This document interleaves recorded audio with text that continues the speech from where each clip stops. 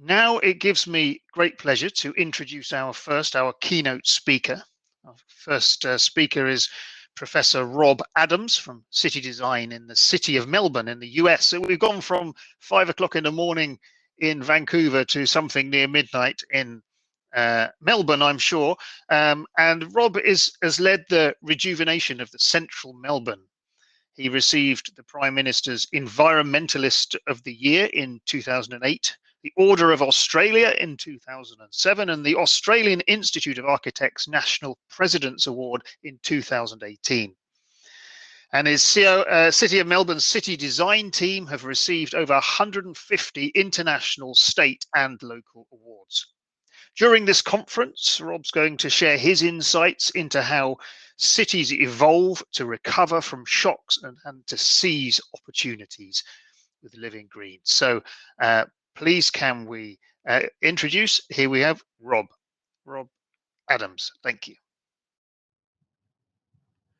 Hi, my name's Rob Adams and I'm the City Architect at the City of Melbourne. And tonight I'm speaking at the AIPH Green Cities Conference, and the subject is a program Grey to Green. Before I start, I'd just like to acknowledge that I'm speaking to you today from the lands of the Boonwurrung, Boonwurrung and Wurundjeri Woiwurrung people of the Eastern Kulin Nations. And I'd like to pay my respects to their elders past, present and emerging. This journey started back in the early 1980s when I was employed as an urban designer to help write the 1985 strategy plan. A companion document to that was Grids and Greenery. And in this we looked at what were the characteristics of Melbourne that we needed to reinforce over time to make Melbourne a better city. It was a city that was suffering from a donut effect, people moving out to the suburbs and the regional shopping centres. And unlike Sydney, it didn't have the spectacular harbour or the Table Mountain in Cape Town. It was on a gently sloping slope with swamps and two rivers, the Yarra and the Maribyrnong. So the early planners, Latrobe, the governor, put a ring of parks around the central city. And the new roads that were built into the city from the various destinations, the Goldfields and Sydney, were created in boulevards, while the city was given a gridded planned street. This emerald necklace that surrounded the city has become one of its legacies. Victoria was known as the Garden City for many years, and certainly Melbourne is known as the Garden City. One of the other influences early on was a competition won by Ron Jones and Brian Stafford for Royal Park. And in this, they didn't add, they retracted. They took away things like toilets and on the top of mounds and football fields, and they recreated a landscape where, in their words, a place where the earth swells, the dome of the sky soars overhead, and the horizon beckons. A sense of the landscape of the time of the first encounters. It was about sky and it was about the natural landscape. And if you go there today, that is what has been achieved. And then you realize, as we are starting to realize, that the Aboriginal people farmed this land. They would have maintained this landscape, and this would have been very much the form in which it would have been found. And so this essence of the simple subtraction to a reality became very much a guiding force of what we've done in the city. A few years ago, we were lucky enough when they rebuilt the hospital and it moved further to the left here to regain the corner of this park. And we were able to build a playground and reintroduce the 12 Wurundjeri seasons in the plantings in amongst the play equipment. This has enabled the people of Melbourne to start to understand a different way of looking at our landscape and the different seasons that the Wurundjeri people had formed in this country, not imported from some other country. Another influence was the rapid expansion of the population under a program called Postcode 3000, which was a part of the strategy in '85. We needed to bring back a residential population. And we did this on the back of the crash of the property market in the late 1980s, where we reused buildings and formulated them into residential from their previous office or unoccupied uses. The program saw a rapid increase in dwellings from 685 in 1982 through to well over 46,000 by today. This was a dramatic change to the central city. This population brought back cafes, bars, restaurants, supermarkets. We became the 24/7 city that we had desired in 1985. But with this came a need for open space. And when we looked at a draft open space strategy, we realized that if we were going to produce enough open space for this community, we would have to spend $700 million on just buying the land to provide that open space. This was not money that we had. And therefore, the improvisation was to say, how can we achieve this without paying $700 million? And that was the program that we started, Greater Green. This was multifaceted. It wasn't just about gaining back landscape. It was about resetting the agenda through modes of transport, getting people to walk more, ride, cycle, public transport. But at the same time, we could widen footpaths. We could take and close roads. Or as you can see in the central side here, a 500 square meter roundabout. It was turned into a 5,000 square meter park by just one-waying the traffic around it and saving ourselves $14 million in land purchases. This program was extensive, starting back in 1985 and continuing right through to today. And it's become more ambitious as we've proceeded. Something that started with a small reduction in many areas like neighbourhood park expansions and removal of slip lanes and median works has now seen us grow it into a program that is about not only the planting of trees and widening of footpaths and the creation of open space, but the creation of a high quality public realm. If you understand that 80% of the space outside of buildings is made up of street space, and if you can improve that street space, then by inference, you design a good street, you design a good city. And this is what we've done. We've spent the last 37 years changing our city through incremental action to try and improve on the characteristics that the city had when we looked at it back in 1985. Our streets have become well paved and we've got activity on the streets. We've taken away road space. In fact, we've taken away 80 hectares of asphalt and other underutilized infrastructure and turned it into widened footpaths and open space. Here you see Lygon Street. By simply widening the footpath to allow the cafes, this is an Italian area, and medians down the center, we've got an increased canopy cover that almost bridges the street today. In medians, we've removed concrete and asphalt and planted trees. Here you can see Neil Street, where we've closed a street in a high-density residential area and created active recreation. There's also, on the right-hand side of this image, is a primary school. And the sharing of the space has become an important part of this neighbourhood and reintegrated this community with their neighbourhood through the use of open space. Another simple action was to start removing car parking from streets. So here you can see a street with parking on both sides in the 1990s, removed by 2005 and the footpaths widened, giving people a more dignified pedestrian access to the city and therefore benefiting some of the retailers and businesses in the city. In 1992, when postcode 3000 was hitting its straps, we also closed the main street through Melbourne, Swanston Street. This ran from the suburbs in the south through to the north and was main access with 60,000 vehicles a day. We stopped that and put the priority back onto public transport, bicycles and pedestrians, and planted hundreds of trees and started to return a walking population rather than a driving population to our central city. We saw the pedestrian numbers increase from 12,800 to over 47,000 by 2017.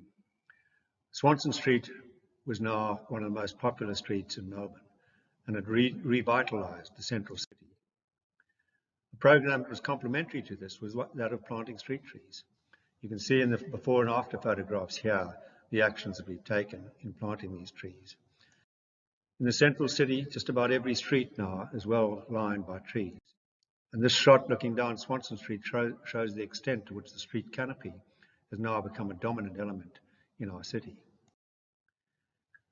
At the same time, we were creating small public open spaces. Here, a small cafe set on an open space the cutting of a window into a door in the town hall and the provision of a flower stall have created a meeting place for people, a place where people can sit and admire the passing parade.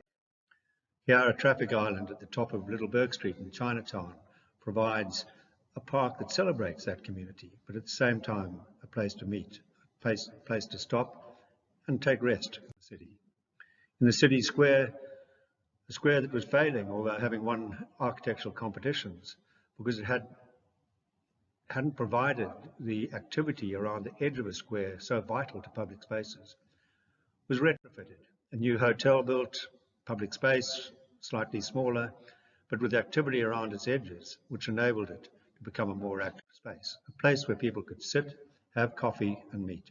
And this was important, and these were many of the incremental actions taken over this period. As programs become bolder, as I said, and recently we closed half of SOUTHBANK Boulevard.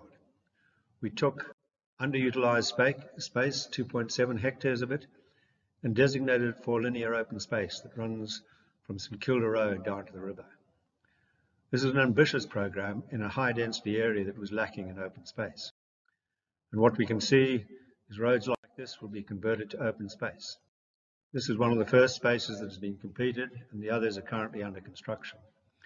And we've even taken the tram line and implanted the central part of the tram line to allow water penetration into the ground soil, and therefore adding moisture back into the soil.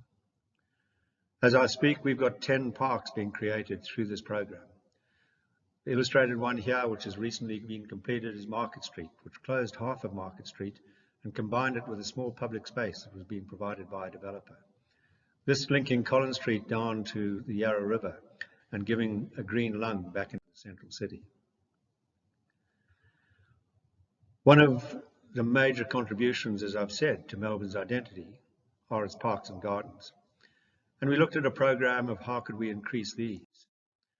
The most ambitious, shown in the slide here, was shown in Grids and Greenery. In 1986, we saw around the eastern edge of the CBD a number of parks that were cut in half by a rail network.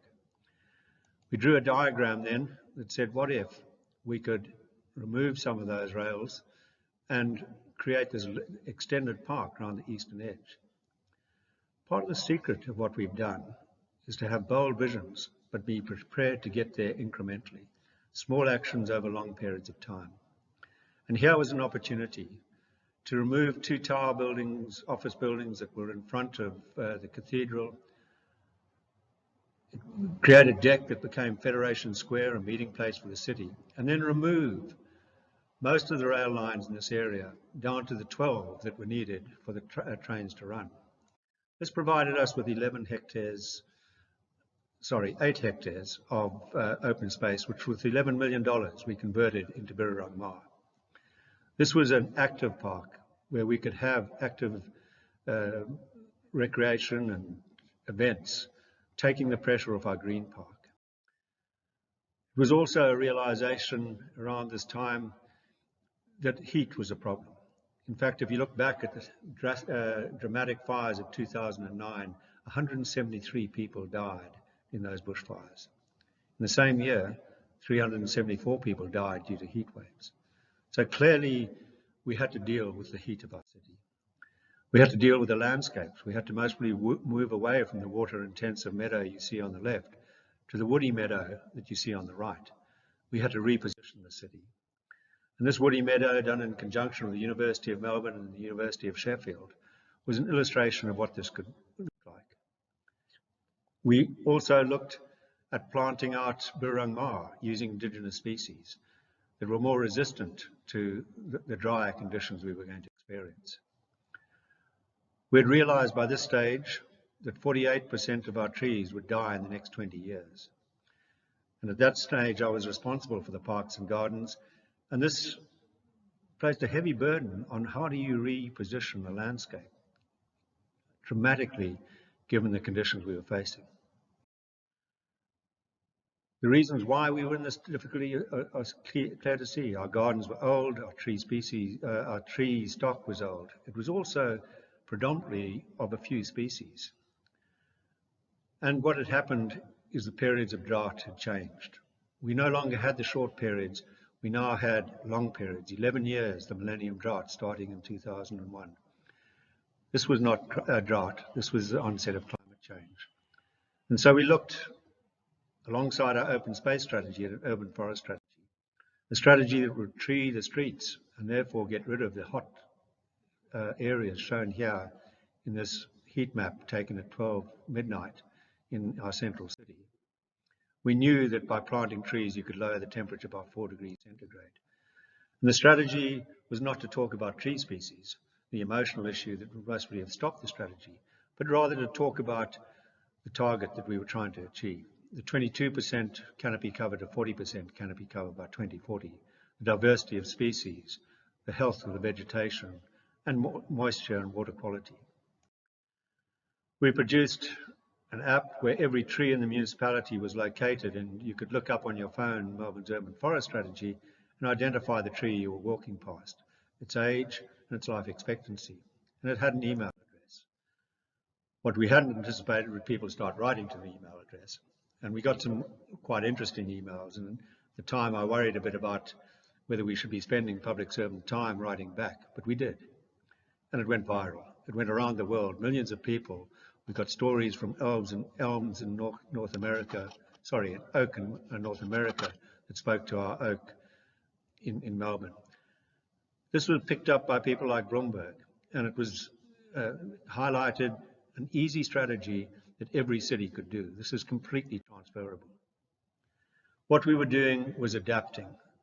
The main thing we've done over this period of 37 years is to adapt our city.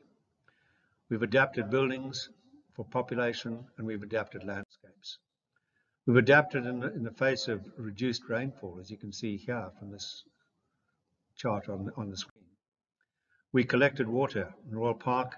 We collected in the wetland you can see on the left and stored the pure water in the right for reuse in our parks and gardens. We created medians, shown in blue here, so we could get penetration into the soil.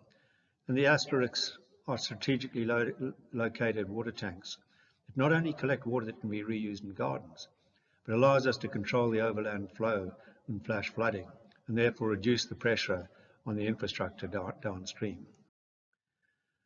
These medians also provided a valuable recreation source during COVID, and you can see families here breaking out in COVID and socially isolated, enjoying the open space.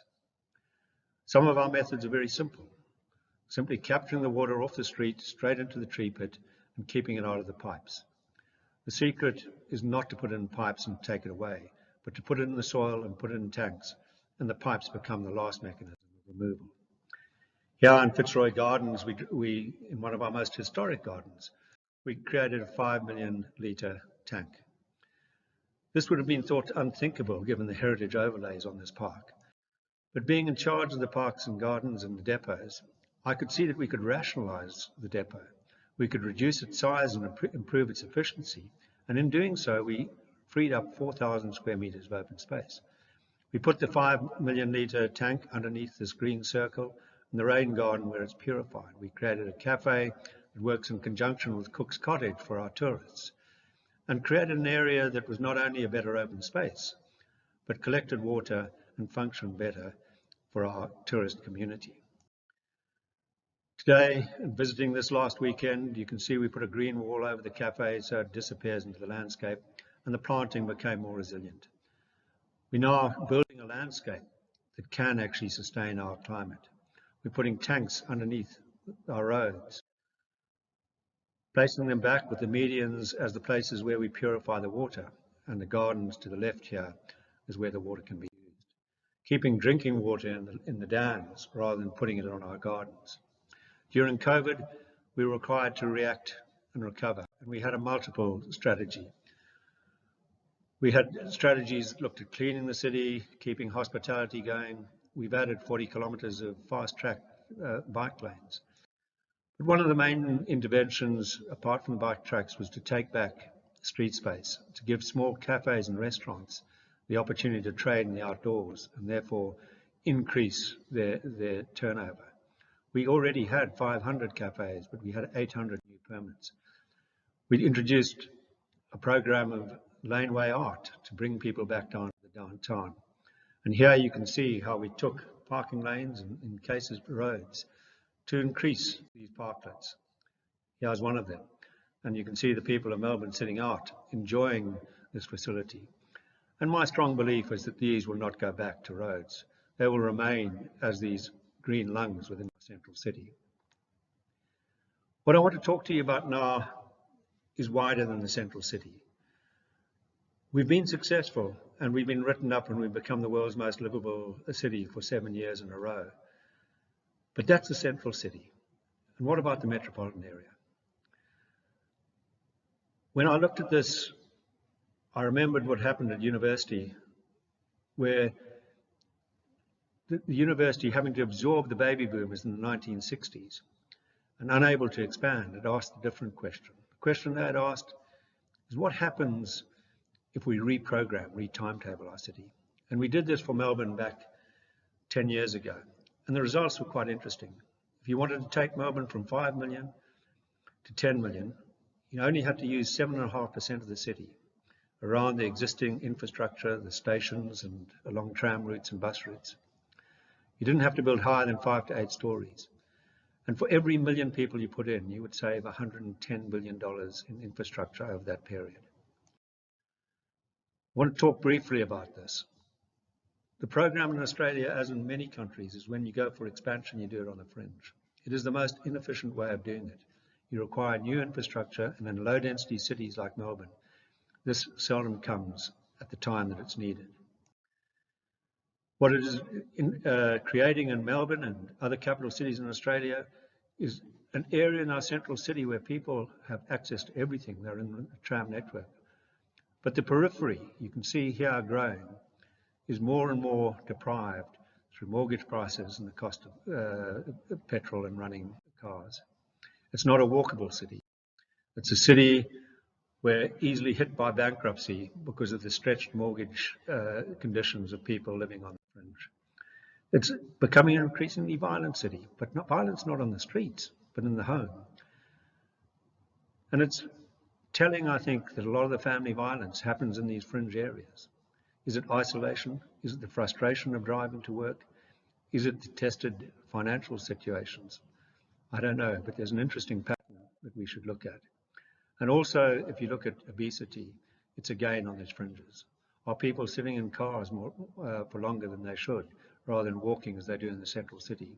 And a study done by RMIT shows that you're more likely to have a heart attack if you live in suburbia than if you live downtown. And that mainly comes down to just walking and activity. So we looked at the city and we looked at the activity centres and we worked out you could put 860,000 people in these activity centres without expanding them, without pushing into the residential areas and only building 60% of the area there to 5 to 8 stories. And there were many of these activity centres well connected by train to the central city. We also looked at our high density corridors where we run trams and rapid buses. And you can see the built form of the city has already positioned itself around these corridors. So we asked the question, what if you just built on these areas adjacent to the corridors and added the population there? And it's an extensive network. You can see here the tram in yellow and the rapid bus in orange. This is a system that can be expanded using things like the trackless tram that is being developed in places like China, which comes at about 1/10 of the cost as it doesn't need the rails and the overhead lines for it to operate. So this is the possibility of the future. We looked at all the parcels of land through the city, and there were 1.5 million, and looked at them in these activity centres and along the corridors. And what we found along the corridors, for instance, you could put 2.4 million people on existing infrastructure, highly accessible to the central city. These were the corridors. You can see the expensive infrastructure down the centre of the road, and you can see the nature of the development along the side. The central city is in the distance over here.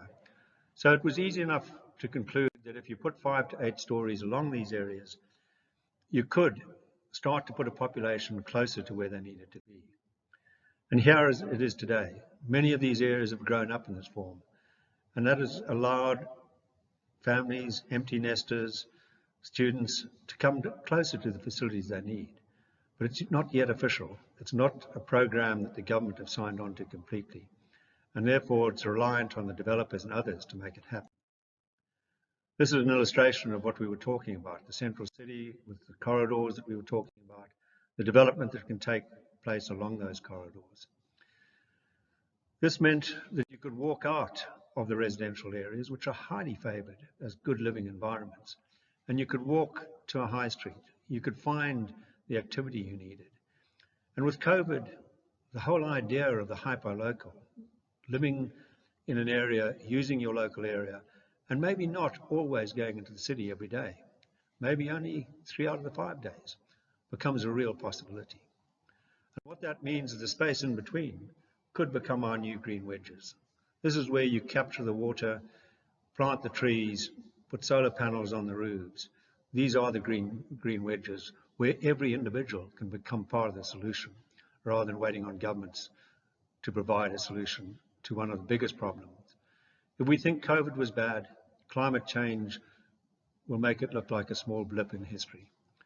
So here is our challenge. Can we in fact take on the metropolitan areas and reposition them in such a way that they become the lungs of our city? I believe this is possible, and I think it is one of the challenges that COVID is allowing us to see. It allows us to recognize that we don't have to be centralized on the central city. Important as that is, we can make a number of cities within our metropolitan area and absorb the population of the future. We can do it by providing more open space at a lower cost, by adapting our road space and other underutilized infrastructure. To me, this is one of the most exciting things that could happen. And Greater Green is a project that has allowed us to make this happen. So thank you for allowing me to talk to you today.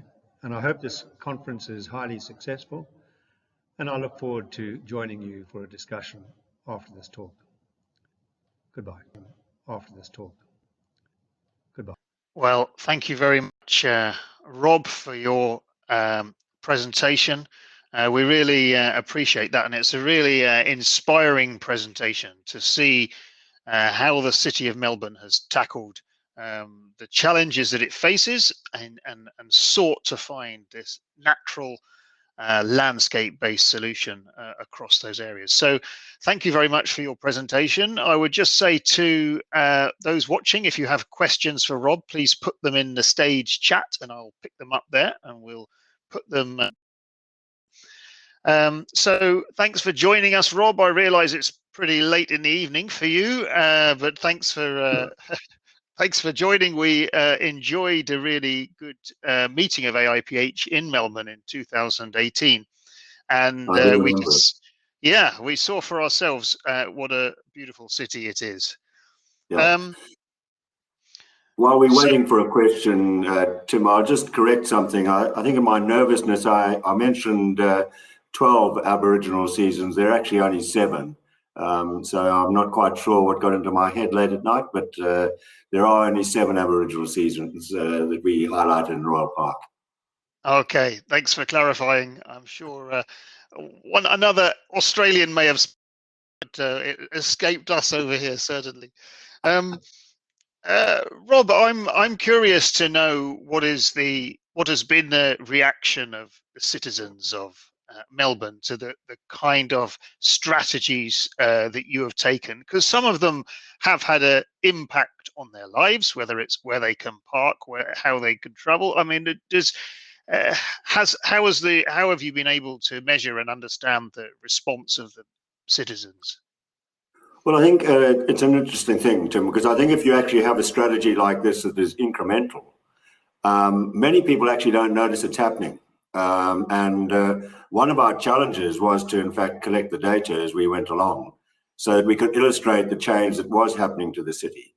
So many of the policies like widening footpaths and planting trees, there was strong community support for that because we never took away completely the traffic in any one of the streets. Even in SOUTHBANK Boulevard, where we took out 2.7 hectares, we worked out the capacity of that street and just designed it for the right capacity of that street, and then took the rest back and used it as open space. So many of the streets in our cities only operate at peak for a few hours of the day.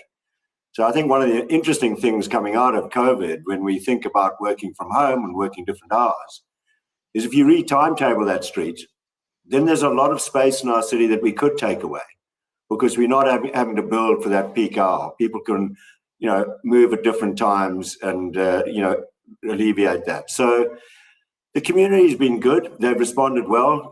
You always, with every project we've done, there'll be a small group who object to it.